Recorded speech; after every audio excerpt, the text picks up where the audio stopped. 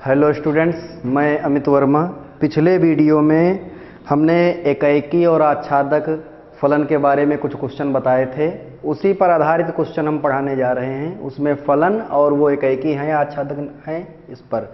जैसे पहला क्वेश्चन लिखा हुआ है, सिद्ध कीजिए कि f is the mapping from r to r such that fx is equal to cos x. ये ना तो एकाएकी है और ना ही आच्छादक है। हमने पहले ही बता दिया था एकाएकी कैसे प्रूफ करेंगे और आच्छादक कैसे प्रूफ करेंगे।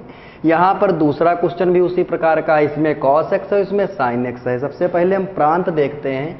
जो प्रांत है वो r है और r क्या होता है? सेट ऑफ रियल नंबर्स, वास्तविक संख्याओं का समुच्चय होता है।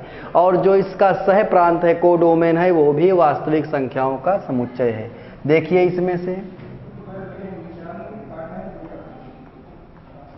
पहले यहां पर लिख लेंगे f is the mapping from r to r, और ये हमारा फलन जो दिया गया है वो है fx is equal to cos x. ये दिया गया पहला क्वेश्चन है।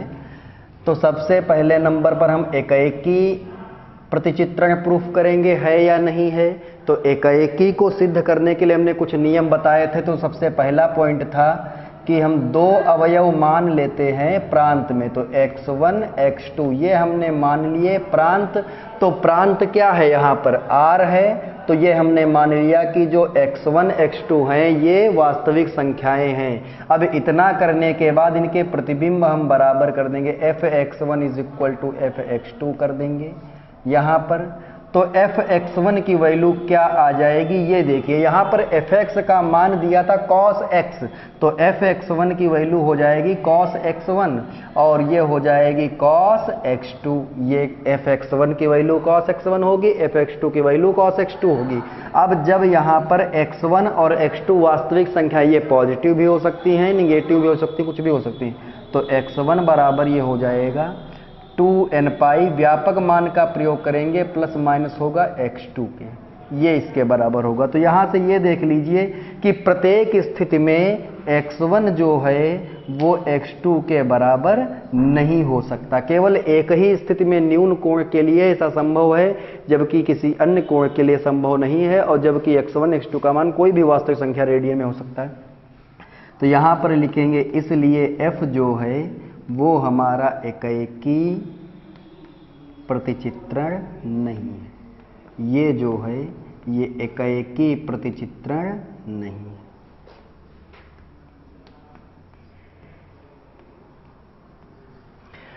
अब इसके बाद जो बी पार्ट हम आच्छादक देखेंगे। तो हमें ये दिया गया fx is equal to cos x. तो इसको हम लिख सकते हैं y is equal to cos x. हमने ये लिख दिया, लिखेंगे चूंकि हमें y के मानों का समुच्चय ज्ञात करना है, क्योंकि आच्छादक जब भी हम सिद्ध करते हैं तो हमें परिसर निकालना पड़ता है। तो y के मानों का समुच्चय परिसर कहलाता है। y के मानों का समुच्चय ज्ञात करना है। हम ये जानते हैं कि cos x का मान जो होता है वो +1 के बराबर या उससे छोटा और -1 से बड़ा या उसके बराबर हो सकता है। cos x का कोई भी मान x की जगह पर कितना भी बड़ा कोण रख लीजिए, -1 से +1 के बीच में ही उसकी वैल्यू आएगी, उसका मान आएगा। और इन दोनों के बराबर भी हो सकता है, -1 भी हो सकता है, +1 भी हो सकता है। तो यहाँ पर इसको हम इस प्रकार से लिख सकते हैं कि अंतराल के रूप में इसको इस प्रकार से कि cos x का मान क्लोज्ड इंटरवल -1 to 1 में उपस्थित होगा। यहाँ पर cos x किसके बराबर है? y के। तो y का मान किस में आ गया? -1 से 1 में, ये, और वो भी क्लोज्ड इंटरवल में। अर्थात y का मान -1 और +1 के बराबर भी हो सकता है और इनके बीच में भी हो सकता है। तो यहाँ से हम परिसर निकालेंगे। क्या निकालेंगे? परिसर। y के मानों का समुच्चय या कह लीजिए जो अंतराल बनता है वो हमारा क्या है? ये परिसर है। और सहप्रांत हमारा क्या दिया गया है? सहप्रांत जो है हमारा वो लिखा जा रहा है r के बराबर। सहप्रांत यहाँ पर देखिए ये है सहप्रांत हमारा, तीर के बाद जो लिखा है। तो क्या ये दोनों बराबर हैं? क्या परिसर हमारा सहप्रांत के बराबर है? परिसर सहप्रांत के बराबर नहीं, परिसर सहप्रांत का उपसमुच्चय है, बराबर नहीं है। तो इसलिए f क्या होगा? ये आच्छादक नहीं होगा, आच्छादक प्रतिचित्रण नहीं है।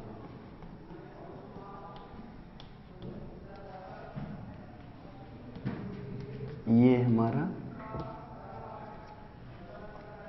ये देखिए यहां पर परिसर सहप्रांत के बराबर नहीं, या ये लिख दे कि परिसर उपसमुच्चय है सहप्रांत का, इसलिए एफ आच्छादक प्रतिचित्रण नहीं। अब एफ आच्छादक नहीं तो क्या होगा, अंतरक्षेपी, और एकैकी नहीं तो क्या होगा, बहुएकी। तो ये क्वेश्चन इस तरह से भी आ सकता है कि सिद्ध कीजिए f is the mapping from R to R f x is equal to cos x, ये बहुएकी अंतरक्षेपी है, या ये कह दे ना तो एकैकी है और ना ही आच्छादक है। इसी तरह से जो इसका सेकंड पार्ट लिखा हुआ, सिद्ध कीजिए कि f is the mapping from R to R f x is equal to sine x, ना तो एकैकी ना ही आच्छादक है, ऐसे ही प्रूफ करना है।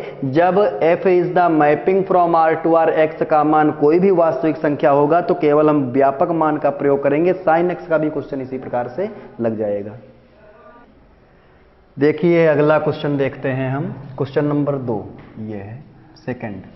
तो पहले सिद्ध कीजिए कि f is the mapping from r to r F x is equal to 1 plus x square, एकैकी अंतरक्षेपी प्रचित्रक है। और इसी तरह का दूसरा क्वेश्चन दिया जा रहा है, ये एक्स स्क्वायर है यहाँ पर एक्स की पावर 4, दोनों एक ही मेथड से लगेंगे। एक हम बता देते हैं, एक्स की पावर 4 वाला बताते हैं, एक्स स्क्वायर वाला स्वतः लगा लीजिएगा। तो यहाँ पर ये देख लेते हैं सबसे पहले कि जो हमारा फलन दिया गया है उसमें क्या डोमेन है और क्या कोडोमेन है, ये लिख लेते हैं। तो f is the mapping from r to r, ये हमने लिख लिया।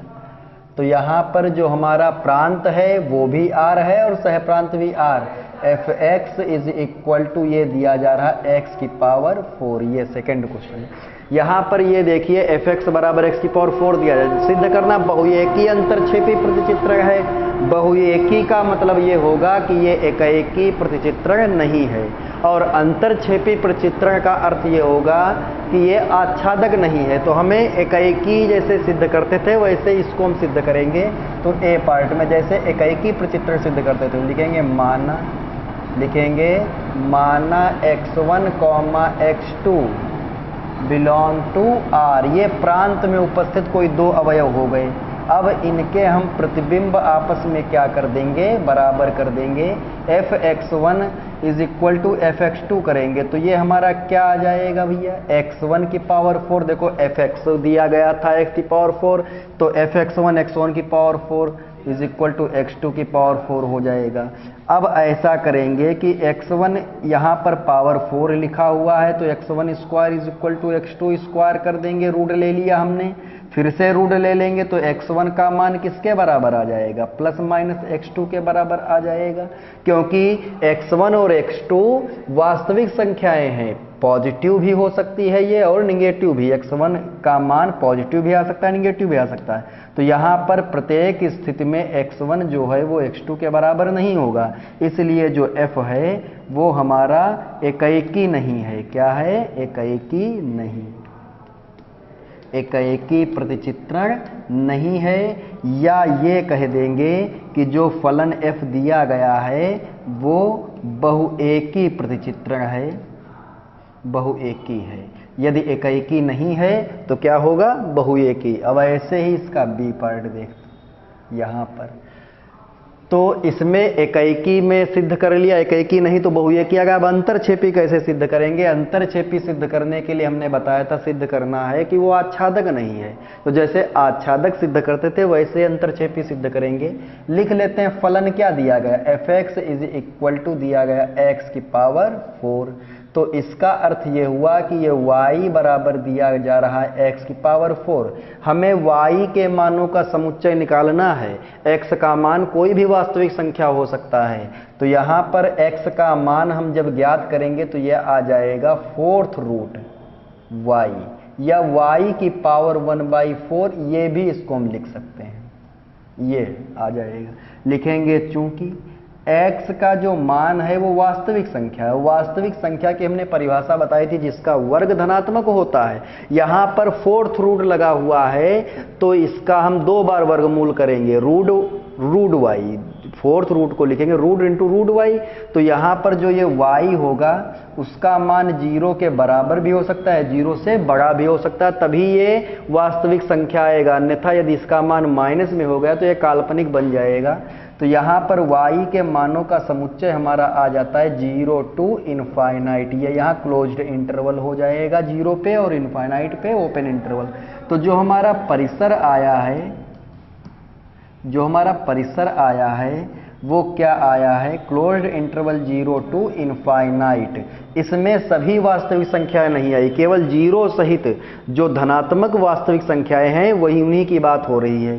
तो इसलिए सहप्रांत के क्या, ये सहप्रांत हमारा जो दिया गया था क्वेश्चन में r, क्या ये दोनों बराबर हैं? नहीं बराबर हैं भाई। r में वास्तविक संख्याएं होंगी, पॉजिटिव भी होंगी, निगेटिव भी होंगी, लेकिन यहाँ केवल पॉजिटिव नंबर्स हैं, इसलिए परिसर हमारा सहप्रांत के बराबर नहीं। और जब परिसर सहप्रांत के बराबर होता नहीं तो f आच्छादक नहीं होगा, तो ये क्या आ जाएगा, अंतरछेपी। क्या आ जाएगा, अंतरछेपी प्रतिचित्रण हो जाएगा, अंतरछेपी प्रतिचित्रण है। ये इस तरह से हम सिद्ध करते हैं। हम पहले सहप्रांत तो हमको पता ही है और परिसर निकाल देते हैं। एक चीज और, जो पहला क्वेश्चन है वो भी बिल्कुल इसी तरह से लगेगा, एक ही तो लगभग आसान है। यहाँ पर fx is equal to 1 plus x square मानेंगे, उसमें x का मान जब निकालोगे तो रूट में आएगा x बराबर रूट वाई माइनस 1। पहले क्वेश्चन की बात हम कर रहे हैं। जब आच्छादक सिद्ध करेंगे तो यहाँ पर आएगा x का मान रूट वाई माइनस 1। तो जो भी रूट के अंदर लिखा होगा उसका मान 0 से बड़ा या उसके बराबर होगा, यही कंडीशन लगाएंगे। यहाँ हमने एक कंडीशन यूज कर दी है कि यदि लिखा हो रूट fx, ये लिख दिया जाए y इज इक्वल टू, या लिख दिया जाए फोर्थ रूट fx, तो जो भी अंदर लिखा है fx की वैल्यू उसका मान 0 से बड़ा या बराबर होगा। ये फार्मूला लगाएंगे और इसी फार्मूले से हम y के मानों का समुच्चय निकालेंगे। परिसर आ जाएगा और फिर हल कर देंगे, देख लेंगे सहप्रांत के बराबर है या नहीं। देखिए अगला क्वेश्चन नंबर 3। यदि a बराबर, ये a कोई समुच्चय दिया गया r माइनस 3, यहाँ पर जो ये मंझले ब्रैकेट के अंदर 3 है, ये माइनस के बाद लिखा, अर्थात 3 को छोड़कर सभी वास्तविक संख्याओं का समुच्चय। और यहाँ पर b बराबर दिया गया r माइनस 1, तो 1 को छोड़कर सभी प्राकृतिक संख्याओं का समुच्चय हो। तो सिद्ध कीजिए कि फलन f is the mapping from a to b, fx is equal to x minus 2 upon x minus 3 एकाएकी आच्छादक प्रतिचित्रण है या एकाएकी आच्छादक फलन होगा। तो सबसे पहले नंबर पर हम क्या करेंगे, फलन को लिख लेंगे। f is the mapping from a to b, ये दिया जा रहा है। तो fx इज इक्वल टू क्या दिया जा रहा है, x minus 2 upon x minus 3। a r minus 3 है और b r माइनस 1 है। तो यहाँ पर हम क्या करेंगे, सबसे पहले नंबर पर एकाएकी प्रतिचित्रण हम सिद्ध करते हैं कि है या नहीं। एकाएकी प्रतिचित्रण सिद्ध करने के लिए हमने ये बताया था कि कोई दो अवयव मान लेंगे, तो दो अवयव हम x1 x2 मान लेते हैं और वो प्रांत में उपस्थित हैं। प्रांत कौन है, a है, और सह प्रांत कौन है, b, और b बराबर ये दिया जा रहा है, a बराबर ये दिया जा रहा है। तो प्रांत में जो हमने दो अवयव माने हैं, इसका अर्थ ये है कि ये r माइनस 3 में होंगे, अर्थात 3 को छोड़कर सभी वास्तविक संख्याएं ये हैं। तो यहाँ पर इतना करने के बाद, अवयव मानने के बाद fx1 बराबर क्या लिखेंगे, fx2। इन दोनों के प्रतिबिंब जो अवयव माने उनके प्रतिबिंब बराबर कर दीजिए, fx1 बराबर fx2 कर दीजिए। तो ये आ जाएगा x1 माइनस 2 अपॉन आ जाएगा x1 माइनस 3, ये आ जाएगा x2 माइनस 2 अपॉन में आ जाएगा x2 माइनस 3। अब इतना करने के बाद हम गुणा कर लेंगे, तिर्यक गुणा करेंगे तो x1 माइनस 2 और गुणा होगी x2 माइनस 3 की, और x2 माइनस 2 के गुणे में क्या आ जाएगा, x1 माइनस 3, ये आ जाएगा। अब हम गुणा कर लेते हैं, तो x1 की गुणा करेंगे तो आएगा x1 x2 minus 3x1 minus 2x2 plus 6 is equal to x1 x2 minus 3x2 यहाँ और माइनस 2x1 प्लस 6। तो देखिए 6 प्लस का कट जाएगा, इससे ये कट जाएगा। जो बचेगा 3x1 माइनस 2x2 बचा, यहाँ 3x2 माइनस 2x1 बचा, तो ऐसा कीजिए x1 वाले एक तरफ, तो माइनस 3x1 इधर लिखा, जो ये x1 लिखा हुआ है माइनस का इधर आ जाए, किसका हो जाएगा, प्लस का, और ये हो जाएगा माइनस 3x2 प्लस 2x2। तो ये क्या आ जाएगा, माइनस का x1 is equal to minus का x2, माइनस से माइनस कट जाएगा, तो क्या आ जाएगा हमारा, यहाँ क्या आ जाएगा, x1 बराबर क्या आएगा, x2, ये आ जाएगा। तो जब x1 बराबर x2 आ गया, fx1 बराबर fx2 है, तो x1 बराबर x2 आ गया, तो अतः ये जो f है वो क्या है, एकैकी प्रतिचित्रण है। क्या है ये, एकैकी प्रतिचित्रण है, या एकैकी फलन है। प्रतिचित्रण और फलन एक ही चीज है, एकैकी प्रतिचित्रण है। ये हो गया। दूसरे नंबर पर हम आच्छादक सिद्ध करेंगे। तो आच्छादक कैसे सिद्ध करेंगे, यहाँ पर fx बराबर लिखा हुआ है x minus 2 upon x minus 3, ये दिया गया है। इसको हम लिख देंगे y is equal to x minus 2 upon x minus 3। ध्यान रहे, जब कभी आच्छादक प्रतिचित्रण हमें सिद्ध करना होता है तो हमें y के मानों का समुच्चय ज्ञात करना है। तो दिया गया y बराबर x माइनस 2 बटे x माइनस 3, x के पदों में दिया गया है, तो यहाँ पर हम उल्टा इसका निकालते हैं कि x का मान y के पदों में हम ज्ञात करते हैं। तो यहाँ पर जब हम x का मान y के पदों में ज्ञात करेंगे तो इसको हल करना पड़ेगा, बटे में 1 मान लीजिए और इसकी गुणा कर दीजिए, तो ये आ जाएगा y गुणे x माइनस 3 हो जाएगा, बराबर में आ जाएगा x माइनस 2। अब यहाँ पर हम क्या करेंगे, ये आ जाएगा xy minus 3y is equal to x minus 2। हमें x का मान निकालना है, तो x का मान जब हम ज्ञात करेंगे तो x वाले पद एक तरफ और जिनमें x नहीं वो दूसरी तरफ, इस x को इधर ले आएंगे, तो xy minus x is equal to ये हो जाएगा 3y माइनस 2, पक्षांतर कर दिया, x कॉमन ले लेंगे तो बचेगा y minus 1 is equal to 3y minus 2। तो x इज इक्वल टू हो जाएगा 3y माइनस 2 अपॉन में y माइनस 1 आ जाएगा। देखिए x का मान हमने निकाला y के पदों में, तो आ गया 3y माइनस 2 अपन y माइनस 1। अब ये y के मानों का समुच्चय हम निकालेंगे कैसे, हमको ये पता है कि x जो है वो r माइनस 3 मतलब 3 को छोड़कर कोई भी वास्तविक संख्या हो सकती है, मतलब r एक वास्तविक संख्या है जिसमें r का मान 3 नहीं हो, x एक वास्तविक संख्या है जिसमें x का मान 3 नहीं हो सकता। अब x बराबर ये भी एक वास्तविक संख्या 3y माइनस 2 अपन y माइनस, ये एक परिमेय फलन है जिसके अंश में भी कोई फलन दिया गया, हर में भी कोई फलन y के पदों में दिया गया है। तो जो परिमेय फलन होते हैं, जो परिमेय व्यंजक होते हैं, उनमें हर कभी भी 0 के बराबर नहीं होता, या भिन्न में कह लीजिए, यदि अंश बटे हर के रूप में कोई भी परिमेय संख्या लिखी हुई है तो उसका हर कभी भी 0 के बराबर नहीं होगा। तो यहाँ पर जो हर में लिखा है y माइनस 1, तो वो 0 के बराबर नहीं हो सकता। और इसी के साथ और y का मान कोई भी वास्तविक संख्या हो सकता है, तो यहाँ पर ये आ जाएगा y जो है वो 1 के बराबर नहीं है, और y का मान कोई भी वास्तविक संख्या रख दीजिए, इसको परिभाषित करेगा, तो ये आ जाएगा हमारा y बिलोंग टू 1 नहीं है, तो हम इसको माइनस करके लिख देंगे r माइनस 1। ये हमारा आ गया परिसर, तो परिसर हमारा क्या आ गया, r माइनस 1, अर्थात 1 को छोड़कर जितनी भी वास्तविक संख्याएं हैं वो सभी y के मानों को व्यक्त करेंगी। और यही हमारा दिया गया था सहप्रांत b। देखिए यहाँ पर f is the mapping from a to b, b बराबर क्या दिया, r माइनस 1, 1 को छोड़कर सभी वास्तविक संख्याएं, वही हमारा परिसर आया। तो ये सहप्रांत के बराबर है, इसलिए f जो होगा हमारा वो क्या हो जाएगा, आच्छादक फलन हो जाएगा, आच्छादक है। अब दोनों को लिख दिया जाएगा इसी तरह से कि यदि ये a बराबर ये है, b बराबर ये, तो दिया गया फलन एकैकी आच्छादक फलन है। हमने परिसर निकाल दिया, इसके बाद सिद्ध कर